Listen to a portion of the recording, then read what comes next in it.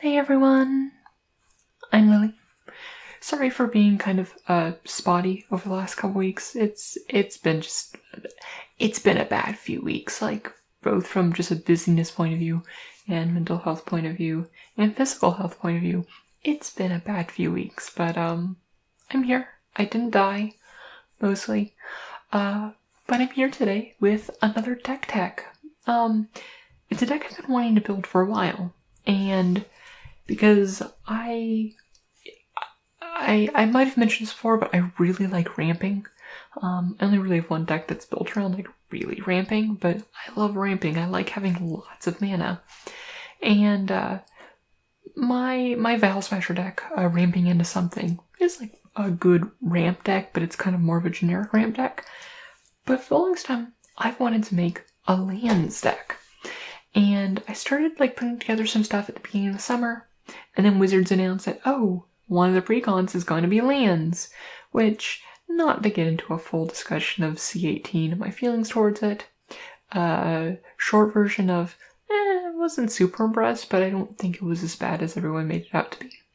But that's a discussion for another time. But essentially I was kind of holding out to see what they printed there and what they didn't print. So, yeah. But ultimately, I was also checking to make sure there was no other commanders that like I wanted to run instead of what I was thinking. And while I didn't mind like Lord Windgrace, it was mostly to see if like, does this precon add black? Anything that I want to have in black to the deck? And honestly, besides Lord Windgrace himself, not really. This is 4, so instead I stuck with my original plan.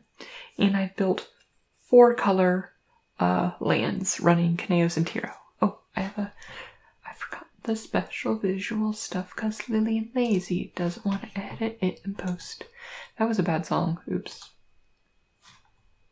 Okay. Well, Chaos and Tiro of Meletes, or as my friend who only kinds of plays Magic refers to it, my boys. They're nice, awesome, Greek, gay couple. And, they're awesome. They're gay, like me. Well, not really. They're like the other kind of gay. Yeah, I like girls. Have I mentioned that? But, Chaos and Tiro, they're the blacklist 4-color commander. So, red, green, white, and blue. You know me, I like shoving way too many colors into my decks. That said, honestly, this deck in a lot of ways is kind of like very much green base splashing Jeskai. So it's not as like kind of diverse as some of my other decks. It does have much more consistent mana just because it is so heavily invested in green. But what Chaos and Tiro does, they're a 2/8 for 4, which is pretty solid. It's a good blocker if nothing else. They're not getting in for commander damage wins, but their build is kind of like a group hug commander, where at the beginning of your end step, draw a card. Each player may put a land card from his or her hand onto the battlefield, then each opponent who didn't draws a card. So all your opponents get to either ramp with a land from their hand or draw a card, except you get to do both. But this kind of like functions as kind of like an extra kind of, like play an extra land source for me, and you know what, if it gives a bone to some other people so they don't strictly want to remove it, because like some things like Mina and Den or Wayward Swordtooth, like those are kind of targets when someone's playing lands, but they're less likely to want to remove Chaos and Tiro because they're getting some value for it. So yeah, no, Chaos and Tiro. So they're not integral to the plan. They don't like actually like. I was like, they don't say lands on them, but actually they do say land on them, but, it's not a requirement to have them on the board though, and this deck will work perfectly fine. For those of you who don't know, lands is an archetype where you care about lands. Yeah. And speaking of lands, I actually don't have this deck sleeved yet, I still need to pick up sleeves, so, forgive me for not having a sleeve deck. So, first up is just the lands. And we're starting with just like our 5-color, or like it's, because I did a remake of my 4-color humans video. The 4-color humans video deck really has kind of like a more minimalistic bare bones mana base, where it's all about, like being like the cheap budget 4-color mana base, which I'll make a video on some point. This one does run the tier 2 mana base, where it's a little more expensive. Instead of being a kind of like $10 budget, it's more of a closer to a $20 to $25 budget range. But this is important because it has fetch lands, which I'll get to in a bit. But otherwise we have Command Tower, Exotic Orchard, and 2 Vivid lands, Vivid Grove and Vivid Meadow. I actually might switch out Vivid Meadow for Vivid Creek because I thought it was running more white than blue, but it turns out it's actually more blue. But yeah. But these all just can like tap for pretty much any color of mana, and that's kind of what they're there for. That said, because this deck does have a fair amount of ramp in it, that kind of fixes it too. I am running all 4 tri-lands I can. So Seaside Citadel, Jungle Shrine, Frontier Bouviac,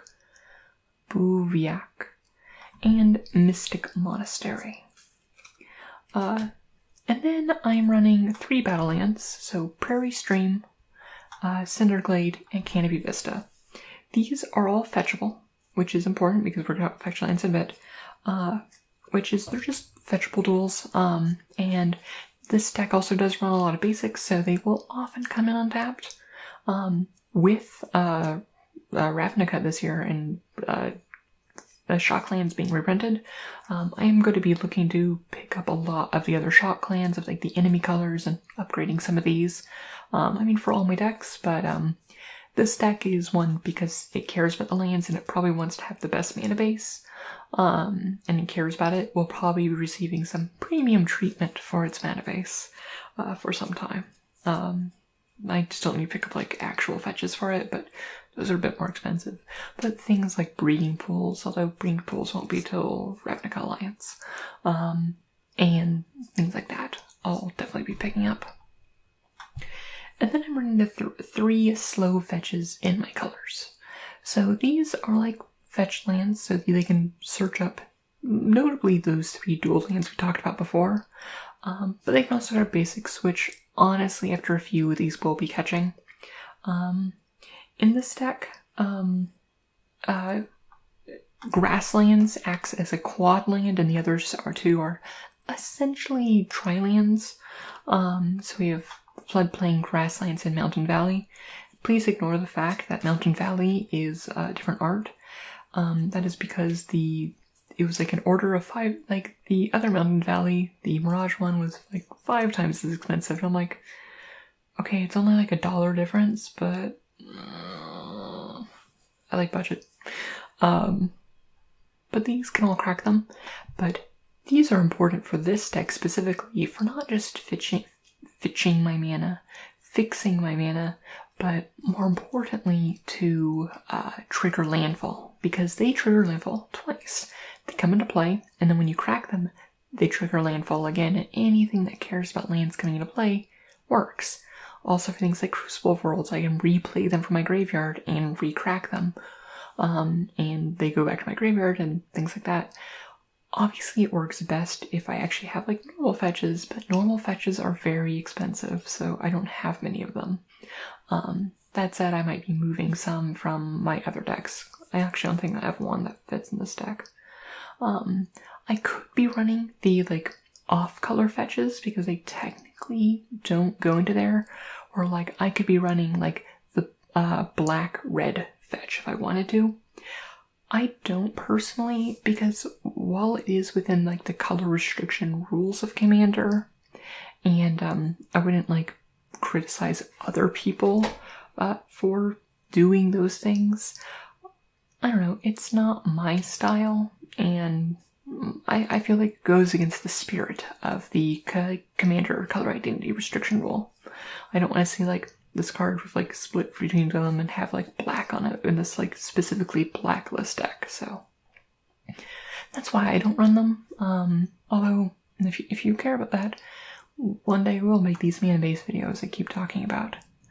But then we have other kind of like fetches, or like fetches where essentially they're lands that I can crack to grab other lands.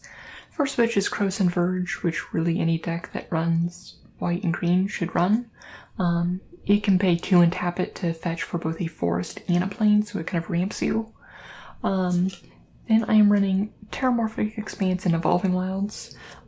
These are honestly kind of, in terms of just like for replaying them and cracking them, replaying, crack them, some of the better ones in this deck. And then I have Warped Landscape, which I'm trying out. It was kind of like a take on Evolving Wilds from Shadows of Innistrad. Because it comes in untapped, but you have to pay mana to, like, actually if you want to crack it. So I'm not sure on that one. I might end up taking that out, along with, not this one, but Blighted Woodland. It's another one where you can just pay 4 and crack it to grab 2 basics. So it's kind of like a kind of worse Croson Verge, but it can fetch any lands. And then the panoramas in my colors I'm also testing out. So I have Naya and Bant, because those are the 2 that can fit into it. But they come in tapped, but you can also pay 1 and sack it to search for a basic of their colors. Normally I think these are atrocious, but for specifically the reason of like being able to trigger landfall, that's why they're in here.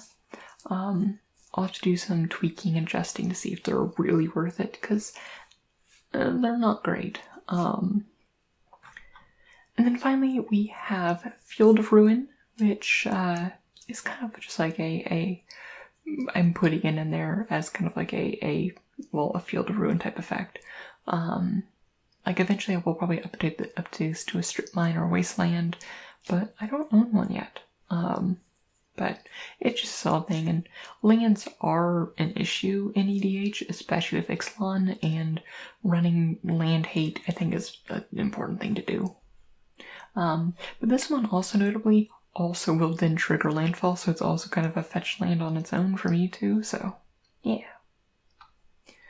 And then for basics, I've gone with Theros basics, because Kineos and Tiro are from Theros. I'm now also like matching, like making, if I can, through the cycle of the art, matching all like artists on my basics, and I've been going through and redoing all my basics on all my decks, but these are the Adam Paquette lands, mostly because I love the forest in the series. So we're running 3 plains, 3 islands, 2 mountains, and 8 forests. So mountains, islands, that's a very nice looking island. I like the rock sitting on there. And now that I look like it, it kind of looks like a penis. Mountain, and forest. Oh, I love that forest. I love like the golds and everything, and oh, beautiful. So the next section we got is ramp. These are also important because they also double as kind of enablers for all like my landfall things and doing all that sort of thing. So first up we got rampant growth. It's just a basic, it's if you're running a green deck, you're probably running rampant growth unless you have a very compelling reason not to. Then also Farseek, because this is a 4-color deck, and be able to grab like the duels I have and whatnot. But as you can tell, like getting like the enemy duels I think will be very important for this deck. Cultivate, and I don't have. Do I have? Yeah, no. So Cultivate and Kodama's Reach, they're the same card essentially, except Kodama's Reach is more expensive and it's an arcane spell. Reprint Kodama's Reach, wizards, please. It's getting too much. Also, pick up your Cultivates right now. They're like cheap and going up because like Masters 25 is over, but they're like still under $1, so stock up on Cultivates. But those are nice because they also like getting the lands in your hand was like really useful also for this deck, which actually really more cares about those lands being in your hand. Then Grow from the Ashes. Yeah, it's a good one. Skyshot Claim. Hour of Promise. As you notice in my lands, I actually wasn't running any deserts. So I'm not actually running this for the zombies. I'm essentially running this as a 1 extra explosive vegetation, but for the fact that they can search up non-basics. So if I need to get a Field of Ruin out, I can do that. If I want to get one of the fetches to like start, like cycling them through with like a Remnant Excavator or a Crucible of Worlds, I can. So it kind of gives me the utilities I need while also putting them on the battlefield. Harrow, it's a 3 mana that actually gets you an extra one, and you get to find 2 basics when you sacrifice a land. And because this deck also has a fair amount of graveyard recursion, that land being in the yard isn't a bad thing. Shafet Monder, it's essentially, I'm running it as a Rampant Growth for 4 mana that also draws me a card. I am never casting this thing. I'm always cycling it. But it also does it at instant speed, which is nice. Well, this one also grabs a desert, so I wonder if I should just put some deserts in here. Like, because there's the ones that you can pay a life to get the colored mana, so like they're kind of like pain lands if you need it, and they have incidental upside. But I can just like throw 4 of those in there and replace with basics, and like sometimes get the zombies from Hour of Promise. I might do that. Far Wanderings. This is 3 mana search for a basic land, but if I have Threshold, I get to have 3 basic lands, and it's Commander. Getting to Threshold isn't actually that hard, so yeah, Far Wanderings is nice. Wood Elves. The Wood Elves, nothing special. Spring to Mind. Honestly, I love this as a ramp card. I mean, it's a bad Rampant Growth on the first side, so it's a Spring is just, it's a 3 mana Rampant Growth. But later in the game, being able to just draw 2 cards is really nice off of your random ramp card. So something I'd recommend in almost any Simic deck. This isn't really ramp, but it doesn't fit into other sections. It's just a Coiling Oracle. It cycles itself, but sometimes ramps you. So it's a Coiling Oracle. Then Burgeoning, which is just 1 green enchantment. Whenever an opponent pays a land, you may put a land from your hand onto the battlefield. It's just a very good card in Commander. Also, like when people are putting lands from Kaneo Santiro. If this is on the battlefield, this essentially just means, Lily, you'll never have lands in your hand. Oblivion Sower. This is a 6 mana 5/8 Eldrazi. But when you cast it, an opponent exiles top 4 cards of their library. And then you may put any number of land cards that player owns from exile onto the battlefield. So assuming there's nothing in exile, this will usually come into play. You'll exile the top 4 cards of your library, and usually you'll hit a land or 2. And essentially what you did was you paid 6 mana for a 5/8 that also ramped you 1. I mean, there's worse things to cast. But this is Commander. People get stuff exiled from the graveyard. Like, they might get, like, you have a self-mill player that, like, gets Bajuka bogged, and, like, all of a sudden they have, like, 5 lands in exile. And you Oblivion Sower, and they're like, yeah, no, all these lands are mine. Also 5 landfall triggers. And, yeah, no, it's, like, it's fine when it's, like, when it's not optimal, and it can just, like, blow the game away. When it's not. This next section is kind of just like other enablers for kind of like my land stuff. That kind of like makes a lot of my other land stuff better. So first we have Traverse the Ulvenwald.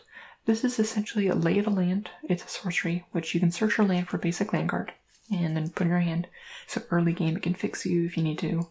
But if you have Delirium, which is just 4 more different card types in your graveyard, which this deck doesn't have the hardest thing in the world doing. I can instead search for a creature if I want to get like a Avenger of Zendikar or something like that. So early game, land fixes my mana, gets me a new card for landfall if I need that. Late game, it's a 1 mana creature tutor. So, yeah. Then Seek the Horizon. It's a 4 mana sorcery to essentially search up 3 basics. So set my next slew of landfall triggers. Then we have Wayward Swordtooth. which is honestly just in a cabal of creatures that essentially just let you play additional lands. It's a 3-mana 5/5 with Ascend that can't attack or block until you have Ascend, but it does let you play an additional card. So it's a 3-mana kind of like lets you start playing extra lands. Some of them I don't have, like I don't have an Oracle of Moldiah or Azusa because those are expensive.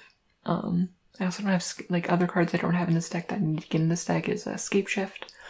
Although I'll talk about upgrades later. Next up we have Mina and Den, who has the same line of text that you may pay an additional land on each of your turns. But this is another thing that is an enabler of these things where you can pay red-green and return a land you control to your own hand. Target creature gains trample until a turn. I don't care about the trample. I care about the return land you control to its owner's hand. These kind of effects that essentially let me pick up my lands and replay them to re-trigger landfall and things like that are really nice. And especially when you get these additional lands in each of your turns, and I certainly don't have them in my hand, so I can really just maximize my my landfall triggers. Yeah. So that said, this is probably one of the worst of those. Next we have Courser of Grufix. I mean, it's little Oracle of Moldiah. Essentially lets me play the top card of my library if it's a land, and it gets me incidental life gain. So, I mean, it's a Courser of Grufix. Of course, I'm going to be running Courser of Grufix. Crucible of Worlds. It's one that, like, I managed to open one up a release weekend for M19. So, yeah, it's a Crucible of Worlds. It's a lands card. It lets me, like, replay my fetches and stuff, or if something gets milled or something like that. It's very good in this deck. Meanwhile, I have Ramonite Excavator, the fancy, promo one, which is the same effect on a snake friend. So, yeah. The Mending of Dominaria. This is one where it's 5 mana. You first 2 of them, you mill 2, and you convert a creature card, so it gets you some creature recursion. And on 3, you return all your lands from your graveyard to the battlefield, including any fetches or anything at crack that's in the graveyard, including to what I milled, and then you shuffle your graveyard back in your library. So, this, I guess, is kind of like a ramp card, but it also kind of really helps with just like setting things up for the late game. Scrib Ranger. This is another one that helps me pick up my lands if I need to. It's just a 2-mana 1/1 flying protection from blue with flash, but lets me return a forest you control. Like, it doesn't require pay mana or anything. I just return it, pick it up to untap a target creature. So obviously, since it has flash, I can like use this to ambush something and like grab something with my Oblivion Sower or something, and as I untap it and stuff. But I'm mostly using Script Ranger to just pick up my lands and replay them. Also, great Rebecca Gay art. Well, I love her stuff. Next up is probably one of the more mean cards of this deck, which is Mana Breach. It's a 3-mana enchantment which says, whenever a player plays a spell, that player returns a land he or she controls to its owner's hand. So if you don't have You May Pay Extra lands this card, or an extra land card this turn effects, this card is really annoying, because all of a sudden, like, any sort of spell slinger, that person that's trying to, like, storm off is all of a sudden, like, picking up their lands and stuff. Meanwhile, I'm here, I'm just like, oh, no, I have to pick up my lands, whatever shall I do? Now I can put them back down. Kaneo Sentiro helps, like, everyone else recover a little bit from this, and doesn't make them totally hate me, but, it's not a nice card. The next section of cards is we're getting to our win conditions, and the first of these is just go wide, like make a bunch of tokens. And what better land token generator than Avenger of Zendikar, which is currently cheaper than it was. It's only like less than $5 right now, so you need to venture to Zendikar and get them now. But it's a 7-mana 5/5 that makes it a 1 for each land you control, and they all get pumped up whenever I play a land. It's Avenger of Zendikar. It's a very good card. Did you know that? I do need to pick up some more for some other decks, but yeah. Then Rampaging Ballois, Baloths, not Ballois. Rampaging Ballois. It's just a bunch of nickel boluses rampaging in there. No, but it's a 6-mana 6/6, but on landfall I make a 4/4. So, but then just like, okay, make a 4/4, that's like good, but then combine that with all the enablers I've been talking about, like repaying and replaying my lands and like playing 2 lands a turn and or more and doing all those things and really just like making this army of 4/4s. Emeria Angel, it's on landfall. It makes a 1/1 with flying. Not as impressive as the previous two, but the drop off is significant. I do need to pick up a nesting dragon, which is kind of like a new kind of like landfall makes a creature. It essentially makes a dragon egg every time you landfall. Meloku, the Clouded Mirror. This is a 5-mana 2/4. This is no one where it lets me pick up my lands, but I can pay 1, return a land card you control to its owner's hand. Notably, you don't actually have to tap the land, so essentially you can tap like a forest you have and return your hand. And I get to make a blue illusion token with flying. It's also a moonfolk, and moonfolk are cool. Yeah, so she essentially both helps pick up and enable landfall, as well as makes her own blue illusion spirit things. Zindakar's Royal, which is just a 5-mana enchantment that, on landfall, makes a 2/2. I mean, 2/2s are amazing, but not all my token generators can be Avenger of Zendikars and Rampaging Ballois. I do need to get Omnath Locus of Rage. But that one is not cheap ever since it wasn't printed in Windgrace, and now everyone's trying to get it because it fits into the Gen Lands deck. Next up is Crawling Sensation. This is probably one of the worst ones. But the upkeep, I may mill 2. And whenever, the first time each turn I mill land, I get a 1/1 insect.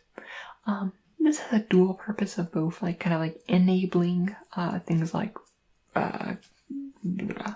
Crucible Overlords and things like that, while also giving me some tokens. And it also triggers, like, if I miss on the mill 2, I can always crack a fetch or something like that, and we'll still get the insect. So it's not the best token generator, but it has other utility, which is why it's in here.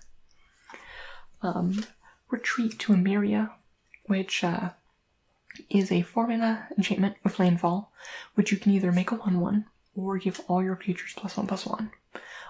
Which are both actually very useful modes, because like I am going wide, and sometimes like I just want to go like land, and give everything +3/+3 when I want to swing in for a big strike. So it kind of has a utility there. Then Spore Mound, which is a 5-mana 3/3 that makes saplings when lands come to the battlefield.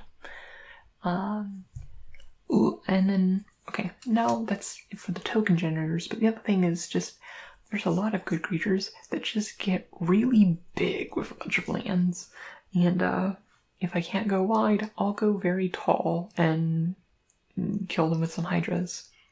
So first one is an Ulvenwald Hydra, which is a 6-mana star, which is just equivalent to all the lands you have, and it also will tutor for land and ramp you and put on battlefield when it enters battlefield. So it ramps you as well as being like scaling with the game. It doesn't have trample, unfortunately, but it's an abyss. It also has reach in case that's relevant. Like nothing's attacking through this unless they're unblockable. Then we have Oran Reef Hydra, which has trample, and whenever it's a 5/5 for 6. Whenever land ETBs, put a counter on it, but if it's a forest, put 2 counters. And this deck is like largely green, so this can grow to be like a decent size pretty fast.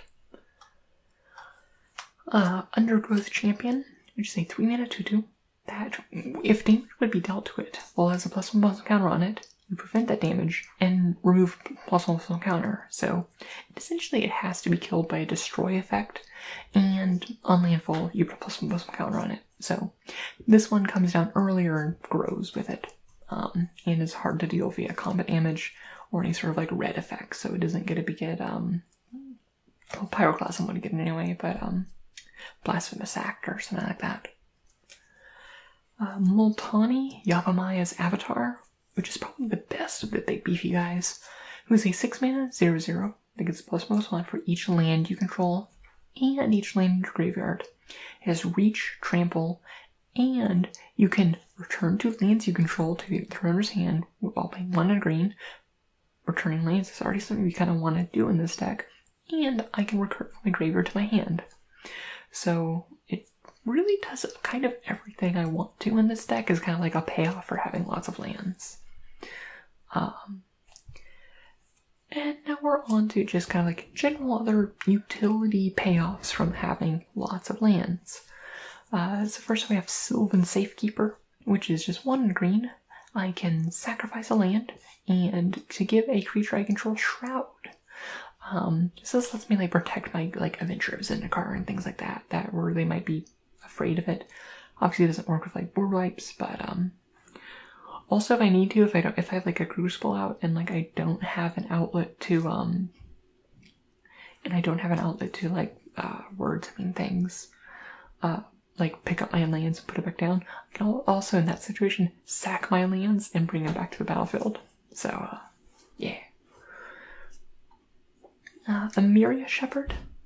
This is a 7-mana 4/4, which on landfall, I can return a non-land permanent from my graveyard to my hand, but if it's a plains, which I have some, it just recurs to the battlefield instead, so it gives really good, like a nice, like just like recursion. Then we have Retreat to Kazandu, which is probably the worst of the retreats I'm running, which is a 3-mana enchantment with landfall that I can either gain 2 life or put a +1/+1 counter on target creature.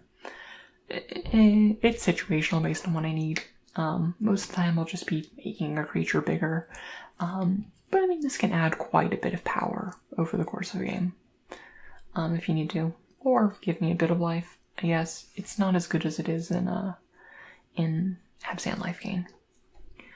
Then Retreat to Coral Home, which is the last one, because I'm not running the red one, because that one's bad.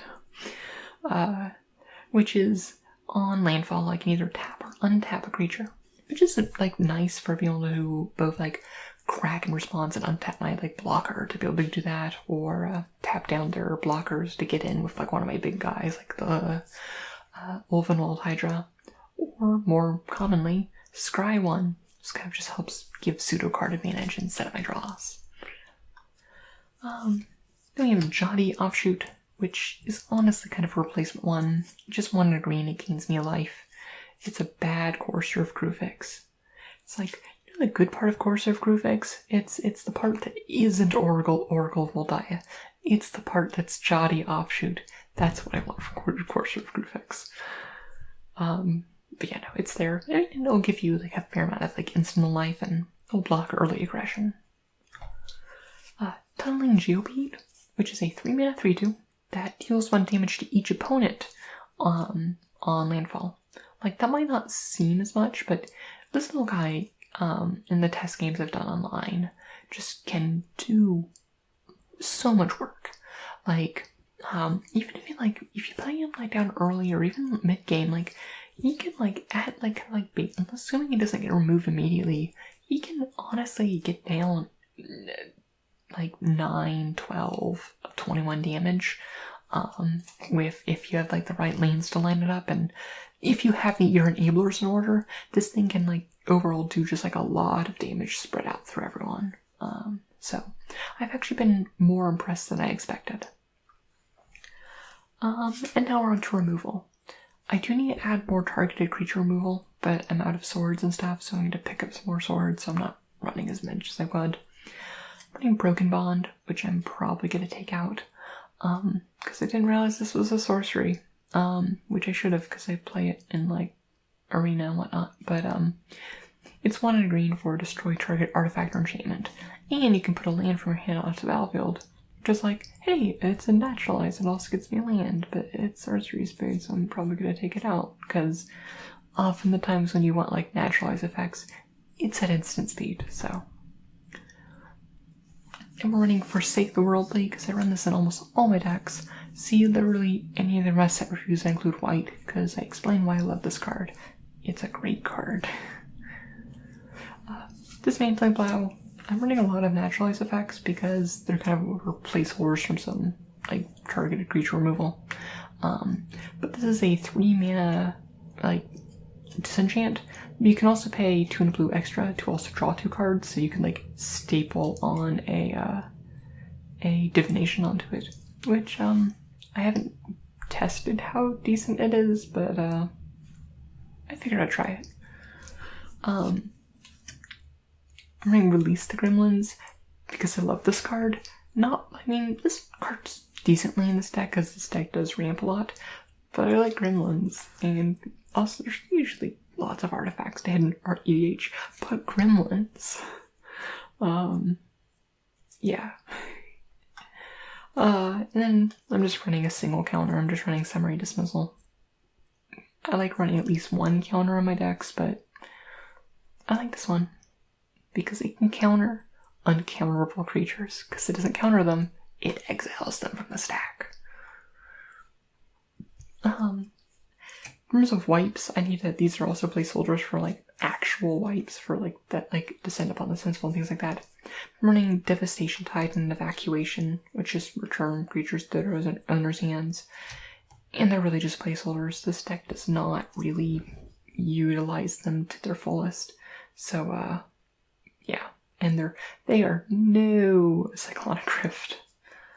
One wipe that I am using is Fall of the Therian, which is the Armageddon Saga, which I'm not running like actual like mass land destruction because like I don't think that's fun, but this one is destroy all lands, and then each player can return 2 land cards from the graveyard to the battlefield, so it kind of like gives people back like some momentum. That said, this then re-triggers landfall and other things. Like I'm running like a Crucible and a Remnant Excavator. Like I have the stuff to rebuild so much faster than everyone else and hopefully get the advantage. And yeah, land destruction is fun in its own kind of twisted way. And the last section here is just card advantage. So, of course, we're running Tatuova Benthic Druid, because I think this honestly is just one of those cards that fits in almost any Simic deck in EDH. It's just on landfall, draw a card and gain 1 life. So, yeah, this is obviously amazing in this deck. Even if it's just, like, really decent in other decks, this one's just like, yes, this is very good.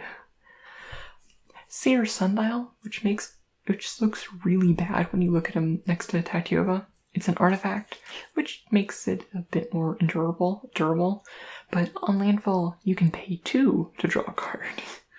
No life gain, you have to pay for it, but, I mean, it'll still get you, like, card advantage when you need it. Tireless Tracker, which is a 3-mana 3/2 that on ETB you investigate, which makes you a clue that you can sacrifice to draw a card.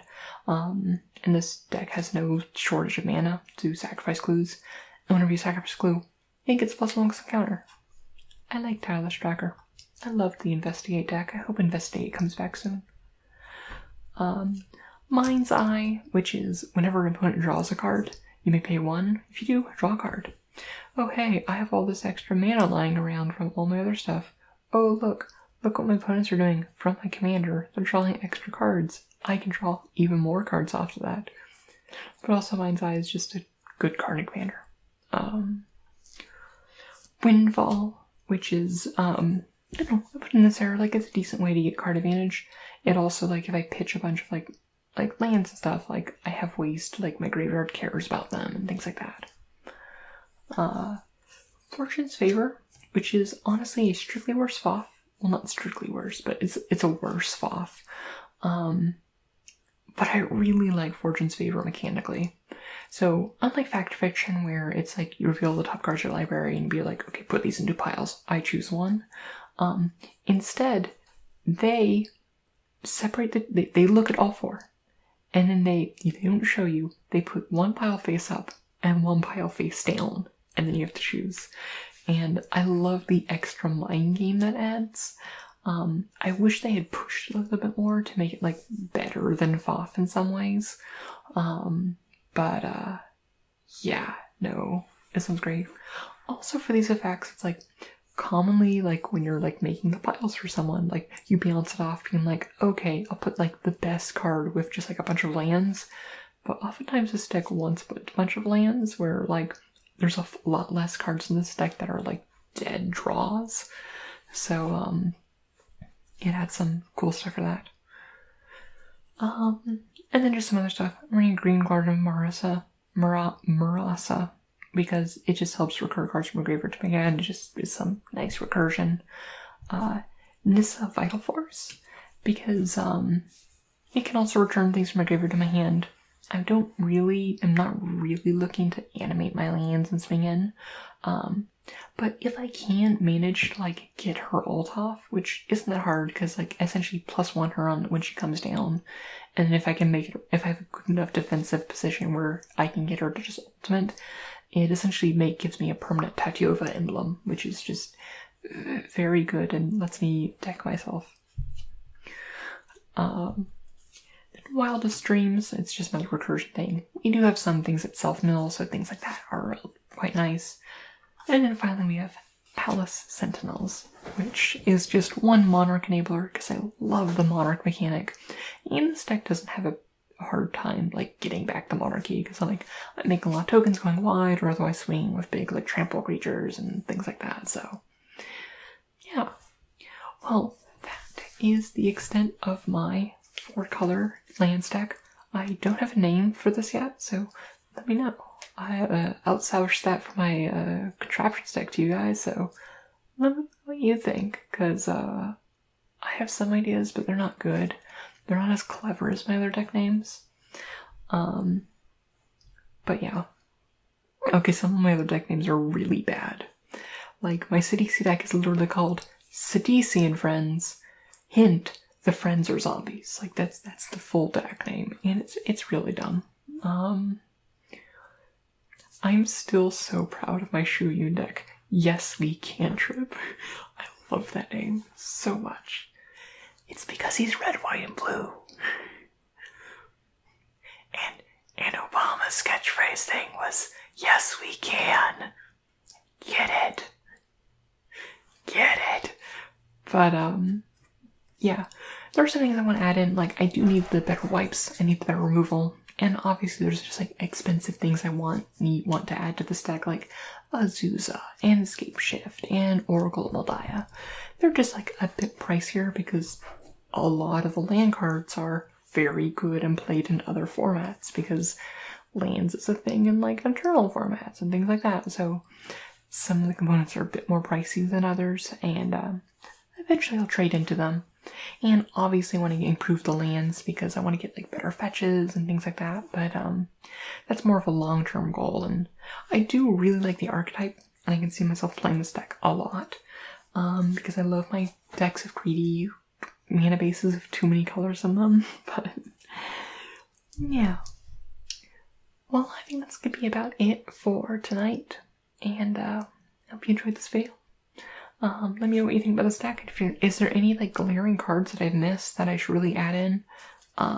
Like obviously I've looked at a lot of stuff, and like if anything was more than $5, I'm not really looking to buy singles of that right now. Just because I'm on a budget. But let me know if there's anything I should keep an eye out for like for trades or whatnot. But yeah. Also, there will be a link in the description and the comments for kind of voting on my next EDH deck, so let me know what you want to see next here, because I'm kind of at the end of like what I've I need to make these. So yeah. So this has been my newest deck, and I hope to see you all later. And I hope you have a wonderful night. So, may your story smile upon you.